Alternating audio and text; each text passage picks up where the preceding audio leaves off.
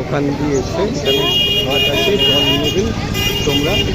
আর এখানে পরপর দেখো ডালার দোকান আছে, ডালা ফুল সব পাওয়া যায়, ফুল আলাদা আবার মিষ্টির ডালা আলাদা, এরকমভাবে তোমরা নেবে। মিষ্টি তোমাদের পছন্দ মতো নেবে। আর ডালাটা ওরা 40 টাকা করে, ফুল মালা সব দিয়ে দিচ্ছে। আর এরই অপোজিটেই দেখো ভূতনাথ, শ্রী ভূতনাথ মন্দির। এখানে খুব জাগ্রত মন্দির। এখানে ইতিহাস আছে নাকি যে বেনারস থেকে 300 বছর আগে এক অঘরী এসে একটা শিবলিঙ্গকে প্রতিষ্ঠা করেন, এবং এখানেই সামনে নিমতলা ঘাট শ্মশান আছে এই যে পাশে।